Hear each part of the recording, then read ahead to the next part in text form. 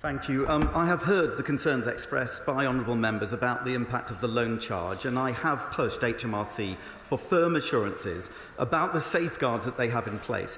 No one will be forced by HMRC to sell their main home or access their pension funds early to pay their loan charge debts, nor has HMRC petitioned for bankruptcy. This would only be a last resort and is nobody's interest. There is substantial support in place to help people in debt, including agreeing time to pay arrangements with them.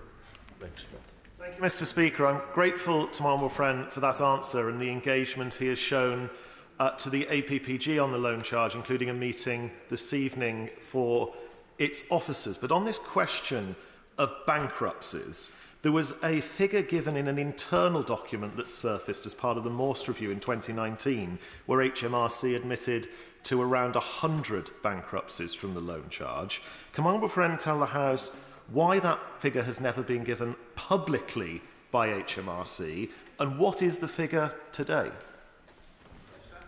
Yes, again, can I thank my honourable friend for his championing of this area and his great concern about the human stories behind some of the difficult circumstances resulting from some of these schemes. My understanding is, and as I said, I am constantly seeking reassurance from HMRC on this, is that if bankruptcies have occurred, they have often been because of requirements outside of the loan charge, not from HMRC, or indeed some people have done so of their own volition. But if he has evidence to the contrary, I would like to know about it. Jim Harra. The original Treasury impact statement for the loan charge stated it would have no material impact on family formation, stability or breakdown, and yet there have been countless divorces, family breakups, mental health breakdowns, bankruptcies and at least 10 suicides. Now that impact statement was grossly wrong, but also surely negligent, Mr. Speaker. Surely we now need a full investigation, including how and why Parliament was so misled over the dangerous and unfair loan charge. Yes, and I do hear the House's concern about this. We had a debate on this issue not so long ago.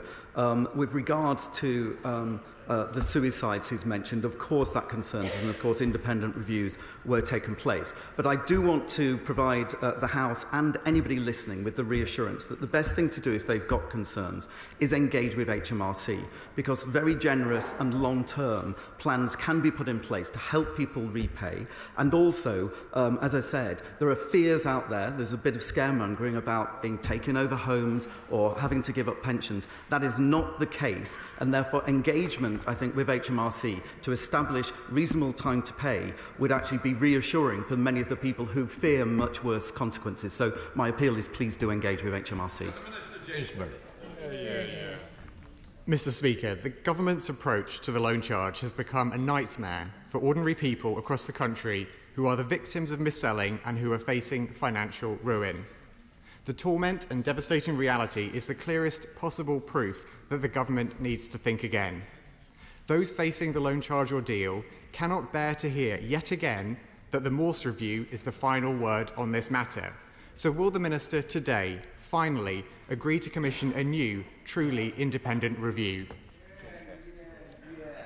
Of course, we did have an independent review with under Lord Morse, and that was conducted in 2019. And the government accepted 19 of the 20 recommendations.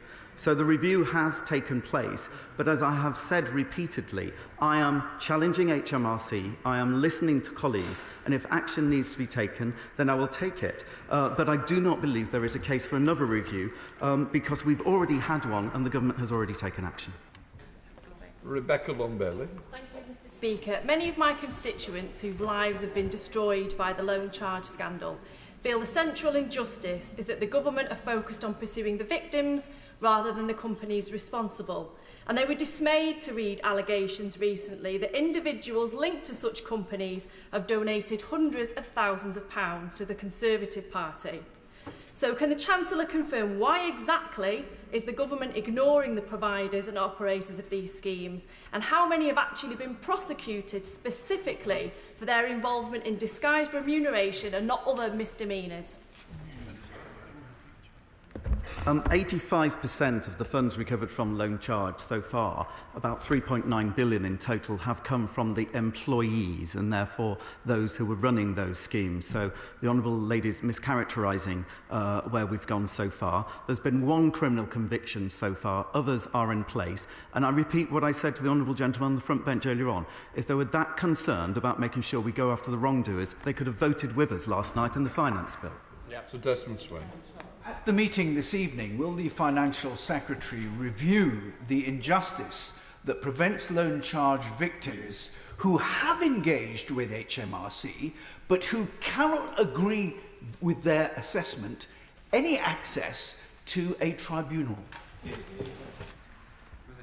Yes, I thank the Honourable Gentleman, and I know how he's been campaigning on this issue, and I respect and appreciate the information he's provided and his contributions to the debate. I can assure him I'm very much in listening mode. I'm looking forward to the meeting this evening because I do want to make sure I hold HMRC to account to make sure everybody involved in this is treated fairly and respectfully.